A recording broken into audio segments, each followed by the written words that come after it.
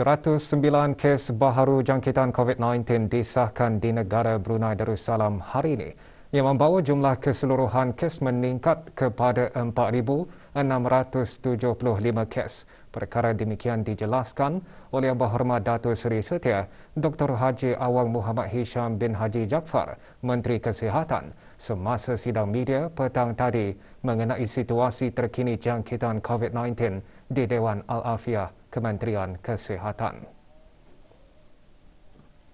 Terdapat 25 tambahan kes-kes baru kepada 14 kluster aktif yang sedia ada. Kes-kes dalam kluster-kluster aktif ini adalah mereka yang sedang menjalani kuarantin setelah didapati mempunyai kontak dengan beberapa kes positif sebelumnya.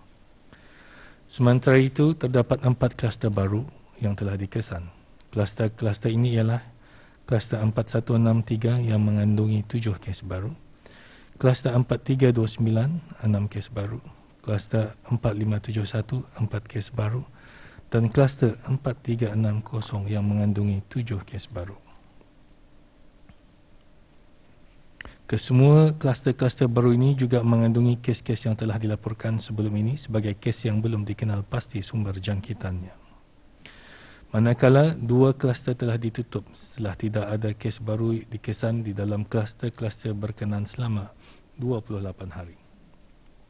Kluster-kluster yang ditutup ialah kluster Star Lodge dan kluster 635. Oleh yang demikian, jumlah kluster yang aktif pada masa ini ialah sebanyak 84 kluster.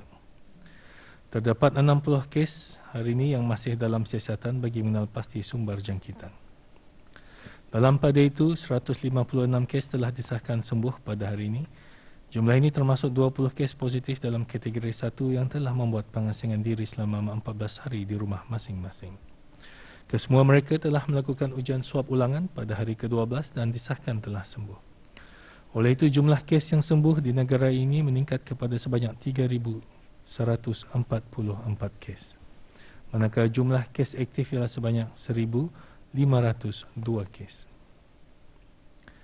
Di kalangan kes aktif tersebut, 10 kes adalah dalam keadaan kritikal, yang mana 9 daripadanya memerlukan bantuan mesin pernafasan atau artificial ventilation, manakala 1 kes memerlukan bantuan mesin tambahan hadlang mesin ataupun ECMO.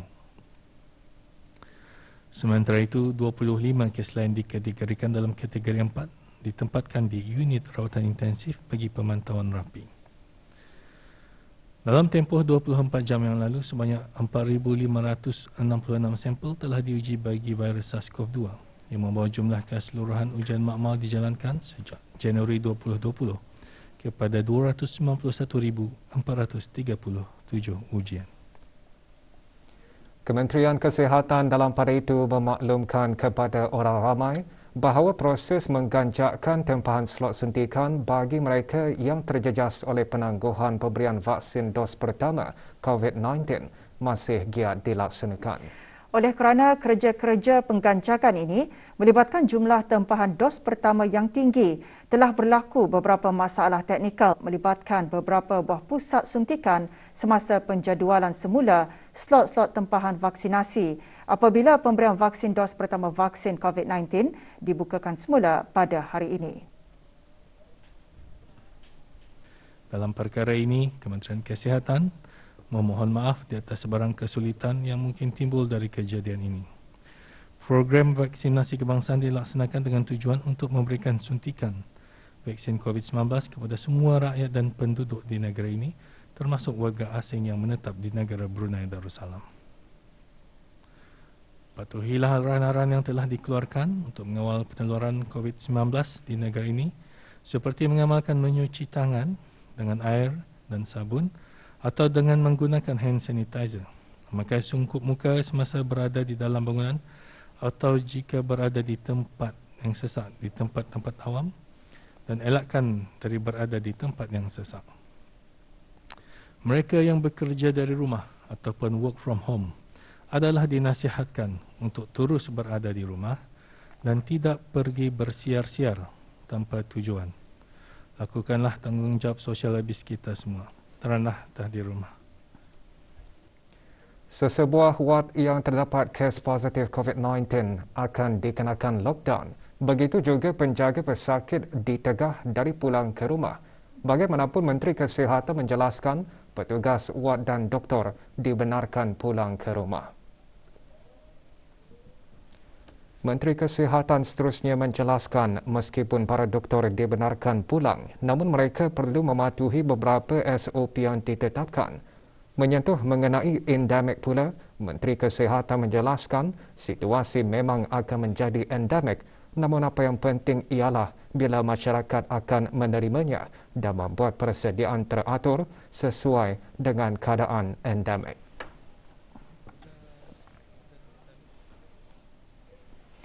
Kementerian Kesihatan terus menerima sumbangan daripada pihak-pihak penderma dalam membantu pihak kerajaan dalam sama-sama menangani dan membendung penularan wabak COVID-19 di negara Brunei Darussalam. Sumbangan berupa cek bernilai RM50,000 daripada Meditech Sendirian Berhad diterima oleh Awang Haji Maswadi bin Haji Mohsen, Setiausaha Tetap Kementerian Kesihatan. Kementerian Kesihatan juga menerima sumbangan daripada Perusahaan Sinaran Gemilang Sendirian Berhad, Simpor Pharma Sendirian Berhad, RNT Electronic Enterprise, Little Bloom Daycare, Petir Management Service dan Orang Persendirian. Orang ramai yang berhasrat menghulur sumbangan hubungi MOH Emergency Operation Center di talian 7295 712 pada waktu bekerja. Mesyuarat Menteri-Menteri Ekonomi ASEAN AEM konsultasi rakan dialog diadakan pada 13 hingga 15 September 2021 melalui persidangan video. Mesyuarat tersebut dipengerusikan oleh Yang Berhormat Datuk Seri Setia Dr. Awang Haji Muhammad Amirli bin Abdullah, Menteri di Jabatan Perdana Menteri dan Menteri Kewangan dan Ekonomi kedua. Negara Brunei Darussalam telah diwakili oleh Datuk Seri Paduka Dr. Haji Abdul Manaf bin Haji Matusin, Timbalan Menteri Kewangan dan Ekonomi. Mesyuarat secara maya melibatkan Menteri-Menteri Ekonomi dari 10 negara anggota ASEAN, AMS dan rakan-rakan dialog Australia, New Zealand, Republik Rakyat China, Kesatuan Eropah, Hong Kong, China, Republik India, Jepun, Republik Korea, Persekutuan Rusia, Switzerland, United Kingdom, Amerika Syarikat dan tuannya terutama Datuk Paduka Lim Jock Hoi, Setiausaha Agong ASEAN. Mesyuarat antara lain membincangkan mengenai perkembangan kerjasama ekonomi dan pelaksanaan beberapa inisiatif di antara ASEAN dan setiap rakan dialog, serta bertukar-tukar pandangan mengenai perkembangan global dan serantau, terutamanya tindak balas terhadap kesan ekonomi dan pandemik COVID-19, dan seterusnya membincangkan kerjasama yang dapat dilaksanakan bagi mengurangkan impak penularan wabak dan usaha ke arah pemulihan ekonomi. Semasa AEM, ASEAN, Australia dan New Zealand ke-26, mesyuarat menyediakan perkembangan pelaksanaan dan perbincangan mengenai penaiktarafan Perjanjian Kawasan Perdagangan Bebas ASEAN, Australia, New Zealand, ANZ, FTA. Mesyuarat juga mengambil maklum kepentingan program sokongan kerjasama ekonomi ANZ, FTA, AECSP dalam memberikan sokongan kepada pihak-pihak yang terlibat dalam usaha melaksanakan persetujuan ANZ, FTA dan memikirkan ke hadapan program penggantian seterusnya.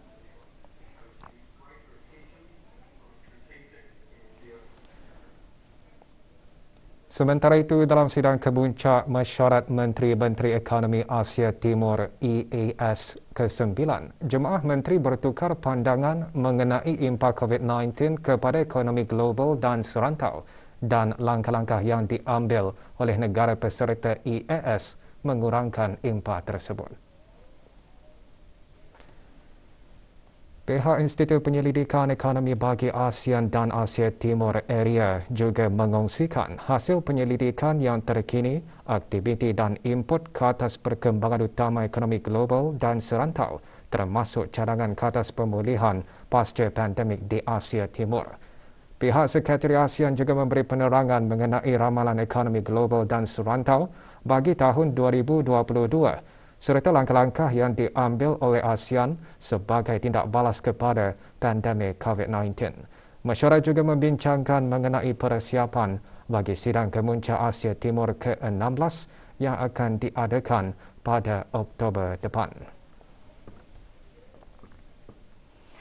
Universiti Islam Sultan Sharif Ali Yunisa dan Jamiah Ashrafiyah Lahore, Pakistan menandatangani memorandum persefahaman MOU bagi pelaksanaan aktiviti dan program penyelidikan, pengajian dan pendidikan ilmiah serta pertukaran pelajar antara kedua-dua universiti. Majlis penandatanganan dibuat secara dalam talian dan diharap menjadi platform untuk memperkembangkan syiar Islam di merata dunia. Menandatangani bagi pihak Yunisa, Dr. Haji Nur Arfan bin Haji Zainal, Rektor Yunisa, manakala bagi pihak Jamiah Ashrafiyah Lahore, Pakistan, ditandatangani oleh Hafiz Fazal Ar-Rahim, Chancellor Jamiah Ashrafiyah. Minat yang mendalam terhadap sejarah dan gemar melakukan penyelidikan telah mendorong seorang belia berumur 34 tahun untuk berkongsi informasi mengenai sejarah melalui aplikasi Instagram. Dihasilkan pada tahun 2017, Facts.bn mengandungi perkongsian mengenai apa sahaja fakta-fakta menarik yang memfokuskan mengenai sejarah-sejarah lama berkaitan dengan negara Brunei Darussalam. Selain itu, fakta atau informasi menarik dari luar negara juga dikongsikan sebagai memberi variasi di akaun berkenaan. Muhammad Fauzi bin Idris menjelaskan kebanyakan sumber-sumber yang digunakan adalah daripada cerita-cerita yang didengar dan diperolehi dari orang-orang tua. Apa yang paling penting, setiap fakta yang saya kongsikan di facts.bn adalah daripada sumber-sumber yang sahih. Manakala gambar-gambar atau apa sahaja bahan-bahan yang digunakan maupun dikongsikan di facts.bn ada dikreditkan kepada pemilik asal, termasuk milik koleksi peribadi saya sendiri. Berkelulusan Diploma Lanjutan dalam Sains Maklumat dari Politeknik Brunei, Awang Fauzi mempunyai lebih dari 50 koleksi peribadi gambar yang mempunyai sejarah masing-masing. Tetapi kepada sesiapa sahaja yang mengikuti facts.bn.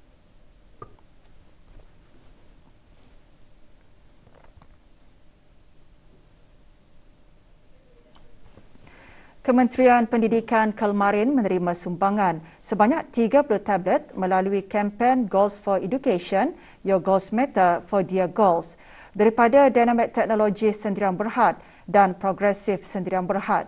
Kementerian dalam siaran akhbarnya menyatakan kempen bertujuan untuk menyokong inisiatif-inisiatif pembelajaran dalam talian khusus bagi pelajar-pelajar yang memerlukan dan telah dilancarkan sejak bulan Julai 2020. Sumbangan disampaikan oleh Awang Faizul bin Yahya, Ketua Pemasaran dan Perhubungan Korporat Dynamic Technologies Sendirian Berhad, dan Dayang Hafizah binti Muhammad, Ketua Strategi Brand Progresif Sendirian Berhad, kepada Awang Muhammad Nur Ilham bin Haji Jais, Pemangku Pengarah Pendidikan Co-Kurikulum. Produk udang putih beku iaitu udang laut spesies Lithopeneus vaname dari ternakan kolam telah mula dieksport ke Republik Rakyat China pada 13 September 2021 oleh syarikat Golden Corporation Sendirian Berhad. Pengeksportan pertama ini adalah hasil dari penandatanganan the protocol between the Ministry of Primary Resources and Tourism Brunei Darussalam and the General Administration of Customs of the People's Republic of China on inspection, quarantine and veterinary sanitary requirements for farm aquatic products to be imported from Brunei Darussalam to the People's Republic of China pada 19 Julai 2021. Sejumlah 32 tan metrik produk tersebut dieksport menggunakan perkhidmatan kapal laut bagi memenuhi permintaan import sebanyak 320 tan metrik sebulan dari Republik Rakyat China.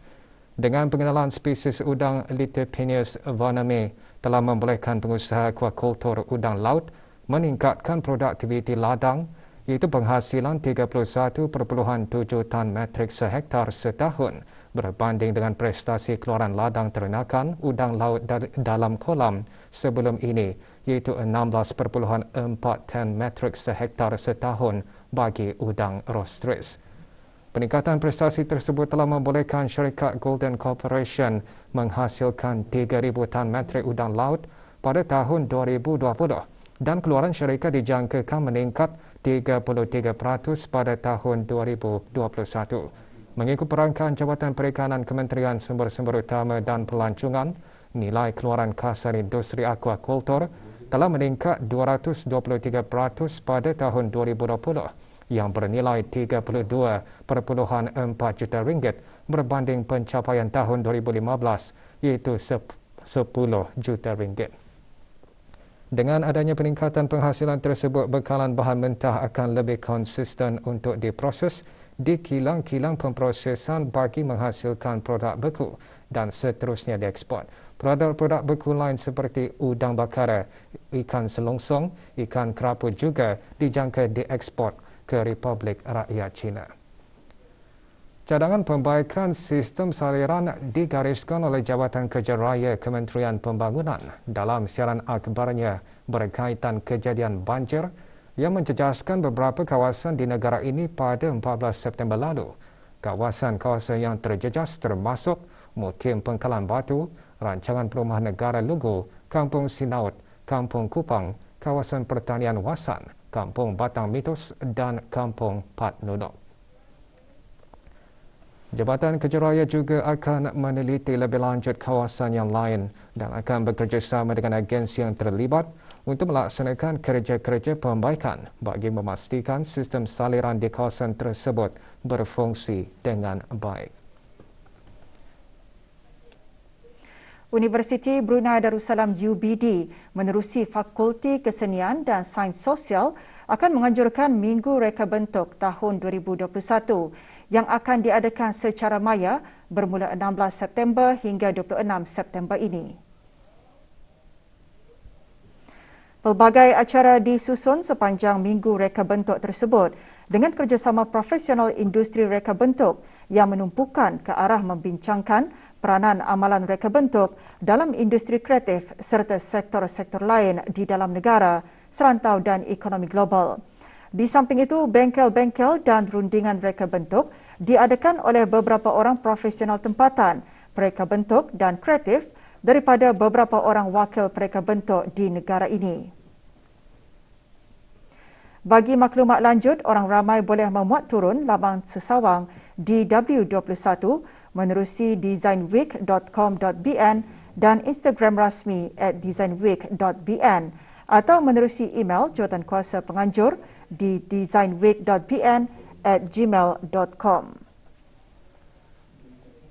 Pusat Kebangsaan Kerajaan ingin memaklumkan kepada orang ramai bahawa kerja-kerja penektarafan bagi sistem talian Darussalam 123 akan dilaksanakan Sabtu ini, 18 September 2021. Menurut siaran akhbar Pusat Kebangsaan Kerajaan, kerja-kerja penektarafan talian tersebut bermula pukul 1 pagi hingga 3.30 pagi. Kerja-kerja penektarafan tersebut adalah bagi meningkatkan mutu perkhidmatan DD123 kepada orang ramai. Sebab itu, talian hotline 123 dan WhatsApp live chat 8333-123 tidak akan dapat dihubungi pada waktu berkenaan. Walau bagaimanapun, orang ramai masih boleh menghubungi talian Darussalam melalui saluran-saluran email info@123.com.bn, Facebook, Instagram dan Twitter @td123bn. Separuh jalan di Kampung Serdang, Jalan Kota Batu ditutup sementara selama 2 minggu bermula hari ini. Penutupan tersebut adalah bagi kerja pembaikan paip kalbat. Justru para pengguna jalan raya dinasihatkan agar sentiasa berhati-hati apabila melalui kawasan tersebut dan mematuhi tanda lalu lintas serta mematuhi had laju yang dibenarkan demi mengelakkan perkara yang tidak diingini.